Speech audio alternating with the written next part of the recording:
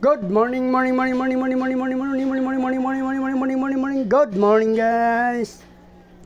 Guys, today's video, guys. Ito, may nakita kayo, guys. Yan. Nakita nyo na. Hindi ko na dapat sabihin. Yan. Yan, guys. Joke lang. Yun ang ating mga plants, guys. Dalawang plants yan. Ay, dalawang aquatic plants na kino-culture natin, guys. Pinaparami. Actually, mayroon pa yan dito mga guys, oh. Nilagay na guppy grass tsaka hornwort. Ito guppy grass lang yung nandito. Ay guys, dami guppy grass natin dyan. Binili natin sa online nga lang yan, guys, kasi yung dati natin binili kinakain ng mga kuhol. So ay, sorry guys, may nahulog yung aking yung takip ko dito. So guys, mayroon pa tayong guppy grass din dito. Kinalat natin, guys, para pag since mangyari na mamatay yung sa kabila, mayroon pa tayo. Actually itong iba to, previous to, yung iba talaga binili natin. Pero mayroon tayo previous dun sa ating albino red tail. I mean albino fall red, guys, na guppy na previous na ganito rin guppy grass. Tsaka guys, kung tanongin nyo bakit nailabas ko to, ay nailabas natin yan dahil nakapatong yan dito sa ating dyan, guys, nakapatong yan dyan, dyan sa ating mga breeder. Binalik na natin yung plants dyan kasi guys, kumuha tayo dyan ng ating mga fry. Napakadami nila, guys, oh. Actually 4 ang female dyan, guys. Hindi ko alam kung ilan ang nagbuga nito, pero sobrang dami to, guys.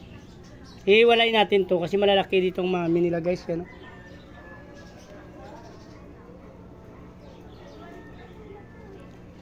Nasa 30 to 40 to, guys. Ang dami.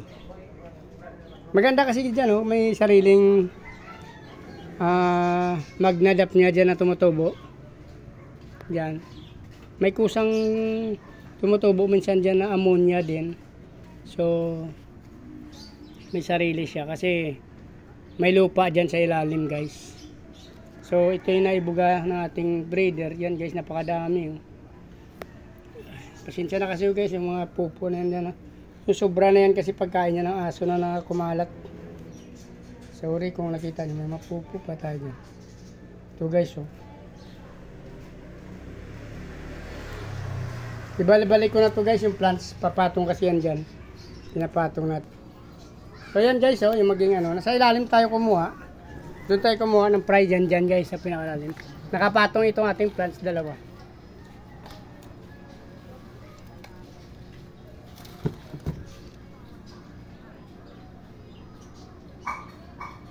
Binalik na natin yung plants saka yung ating fry, kukunin natin, acclimate na natin to, guys.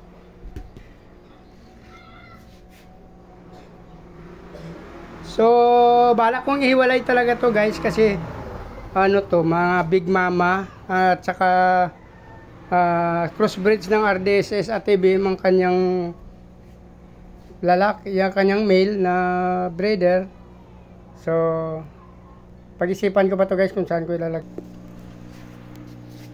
So nag-decide na ako, guys, na dito ko siya sinama, guys. Diyan na lang siya yan kasi konti pa lang dyan, yan. So kung nagustuhan yung video na to, guys, please like, follow, and subscribe, guys. Sama nyo na rin notification bell para updated kayo sa mga video na in-upload ko araw-araw, guys. Maraming salamat sa suporta at patuloy na panonood ng aking mga video. Maraming salamat. Mabuhay kayo hanggang gusto nyo. Bye-bye!